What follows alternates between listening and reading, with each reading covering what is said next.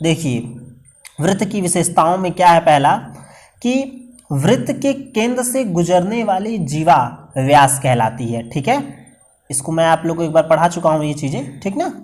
ये व्यास की परिभाषा ही मैंने आपको बताया था कि वृत्त के केंद्र से कि ऐसी कोई, ठीक है, जीवा हो। जीवा का मतलब क्या है, जो वृत्त के दो बिंदुओं को स्पर्श करे, वही जीवा है।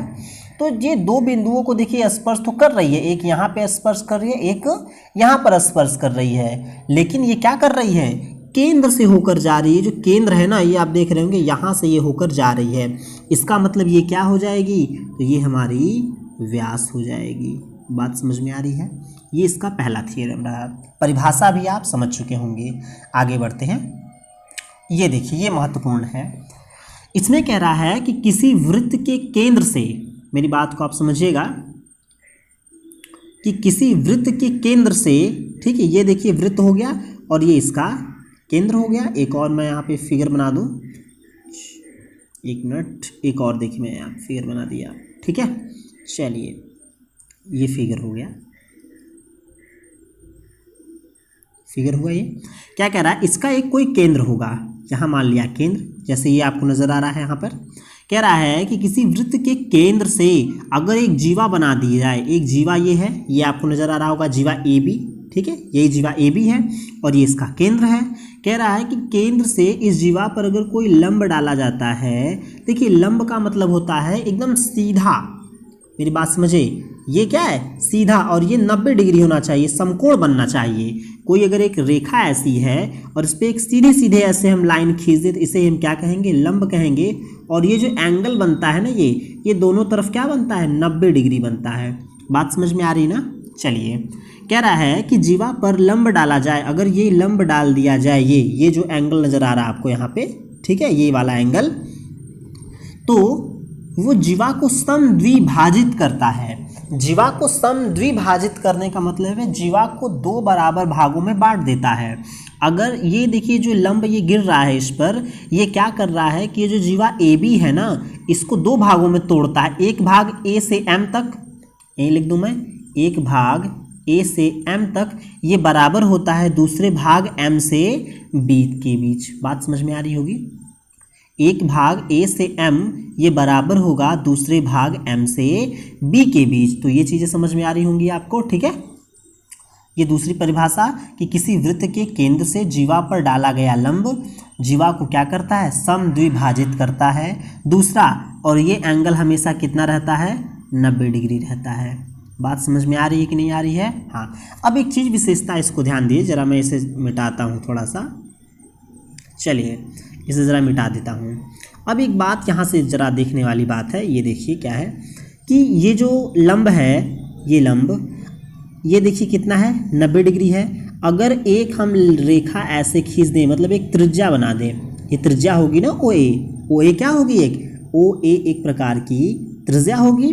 ये जो ओ ए है और ये ए एम और ओ एम, ये क्या कर रहे हैं, एक त्रिभुज का निर्माण कर रहे हैं। और ये त्रिभुज कैसा होगा, तो समकोण त्रिभुज है। क्यों, क्योंकि इसका मान देख रहे हैं 90 डिग्री है।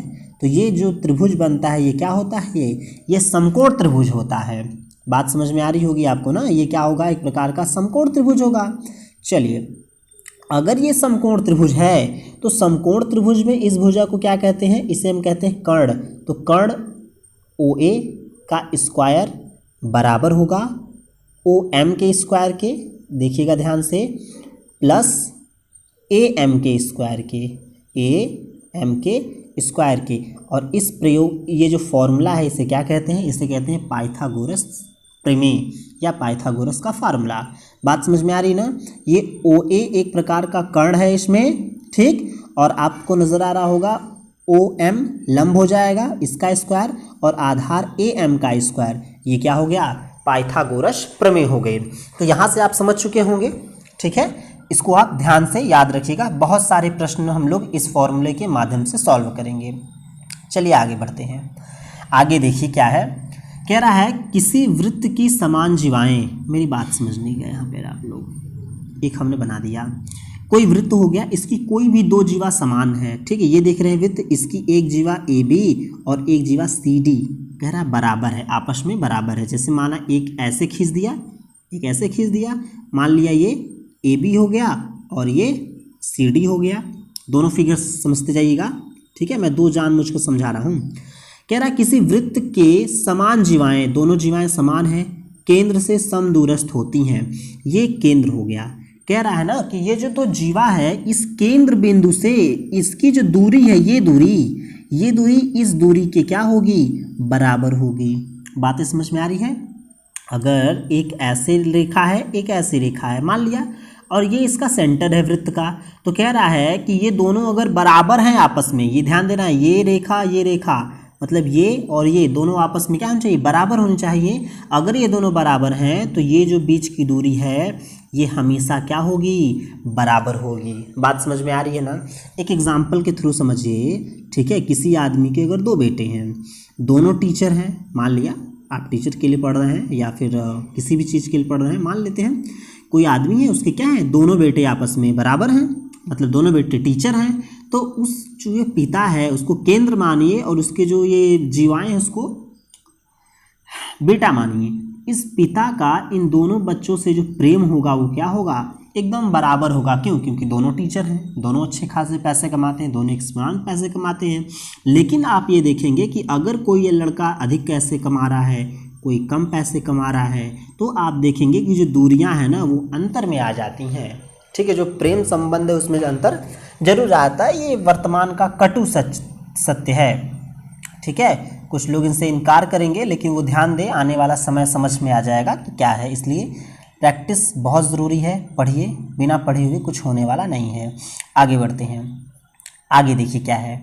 आगे कह रहा है कि एक ही वृत्त खंड में बने कोण परस्पर समान होते हैं। इसको समझने वाली बात है, क्या मैं समझाना चाहता हूँ, बहुत ही आसान है। अब देखिए एक ही वृत्त खंड में बने कोण परस्पर समान होते हैं, ऐसा रट्टा मारेंगे भूल जाएंगे। मेरी भाषा में समझने का प्रयास कीजिए। जैसे देखिए एक मैं ऐसे वृत्त बनाया, चलिए देखिए दो बिंदु को पकड़ लीजिए, मान लिया एक बिंदु ये पकड़ लिया, एक बिंदु ये पकड़ लिया, इसे मैंने ए और बी बना दिया।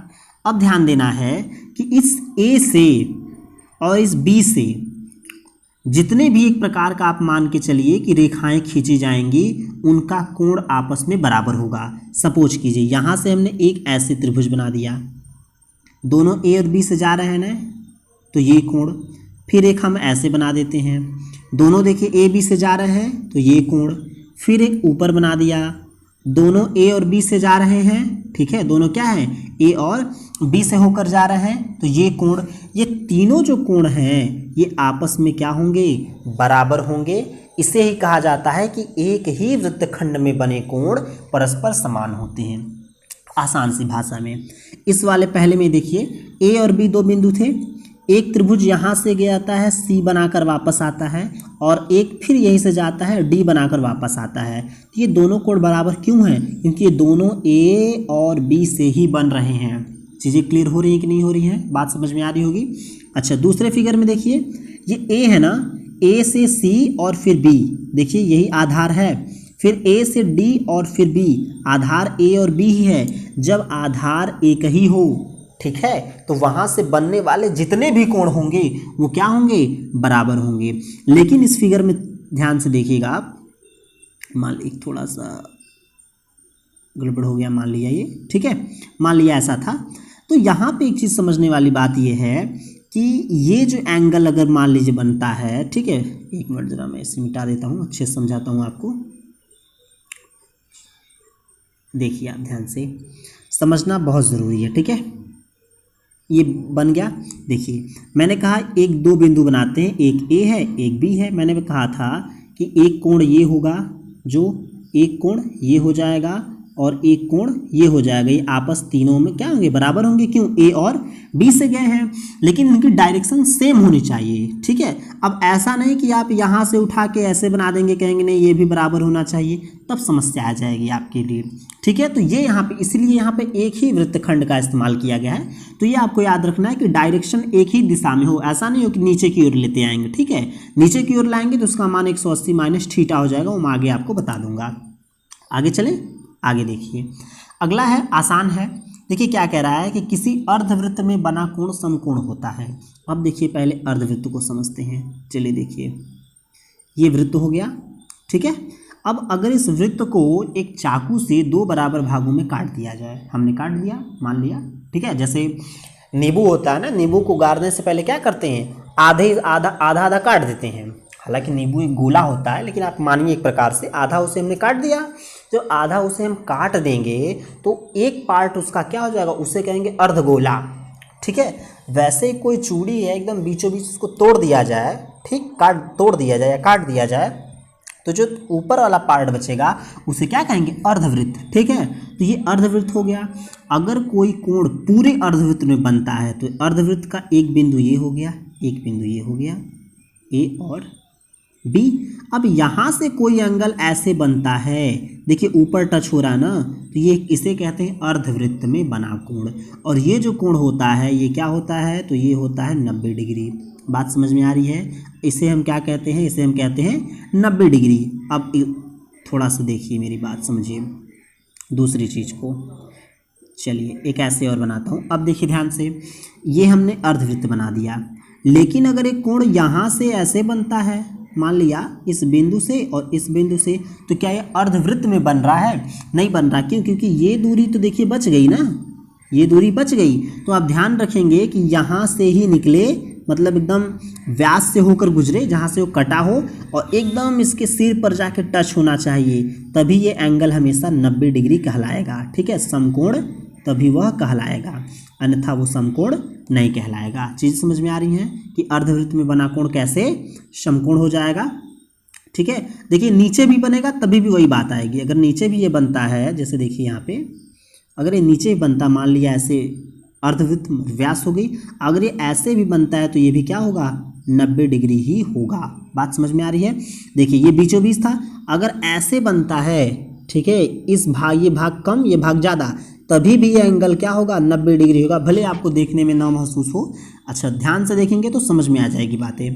तो ये हमेशा 90 डिग्री होगा। तो ये फॉर्मूला, ये कंसेप्ट आपको याद होना चाहिए, ठीक है। आगे बढ़ते हैं। आगे अगला देखिए, कह रहा है कि किसी वृत्त की 2 समान जीवाएं, मेरी बात समझिएगा, बहुत महत्वपूर्ण, ठीक है, केंद्र पर समान कोण बनाती हैं। वही बात है जिसके पहले हम लोगों ने कंसेप्ट को देखा था। चलिए देखते हैं। समान जीवा है, अभी मैंने बताया था, एक एग्जाम्पल देखिए, 2 बेटे हो गए, ए और बी, सी और डी, ठीक है।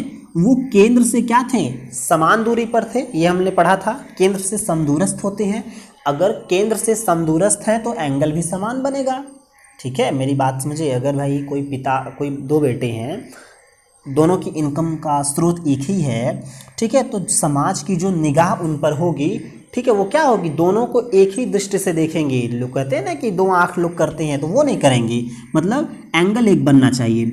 जैसे आप देखिए ए बी और सी डी, ये जीवा हो गई, ये एक जीवा है, ये एक जीवा है, ठीक है, ये जीवा ये जीवा।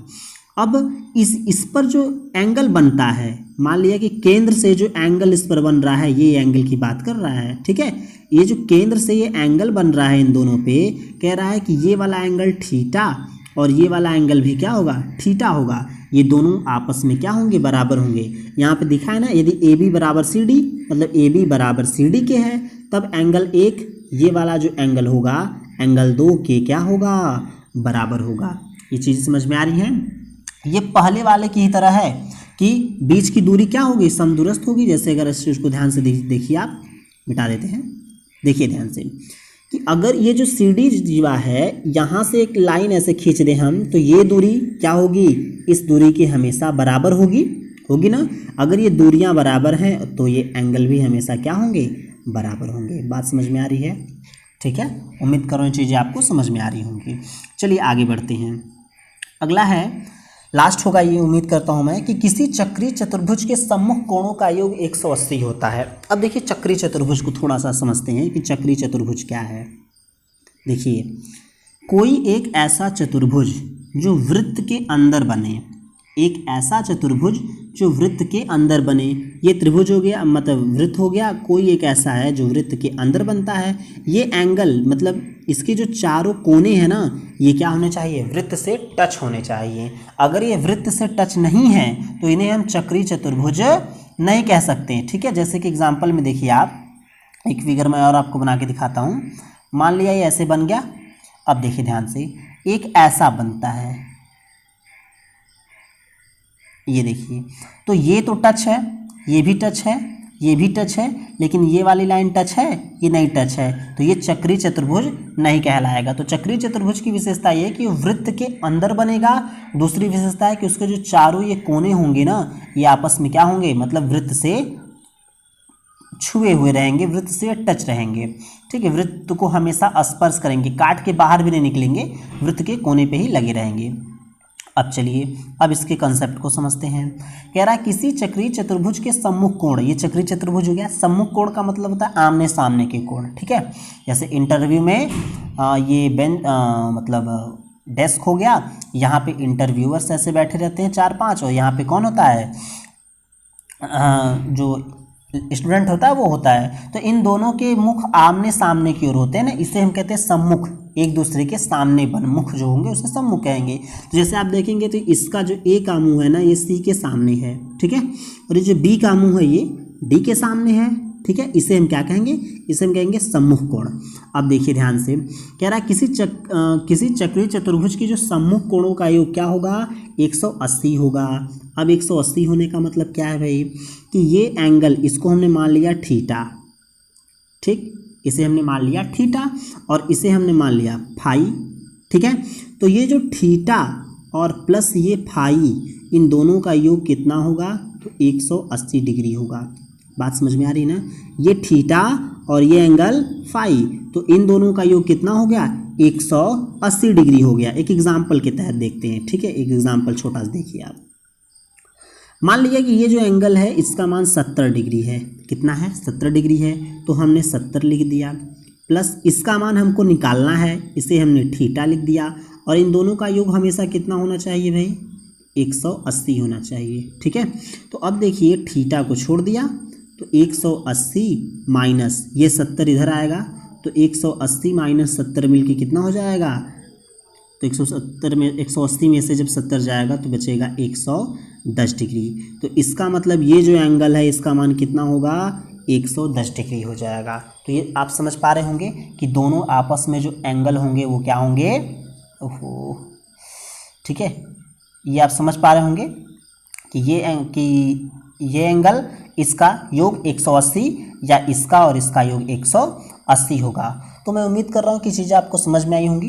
वीडियो थोड़ी सी लंबी हो जाएगी, इसलिए इसी पे समाप्त करते हैं। ध्यान दीजिएगा कि पहला वीडियो कंसेप्ट पर था कि कौन सी चीज़ें कौन सी हैं। ठीक है, दूसरा पूरी तरह के जो प्रमेय हैं उसको मैंने बता दिया। तीसरा जो वीडियो होगा वो हर प्रकार के प्रश्नों पर आधारित होगा।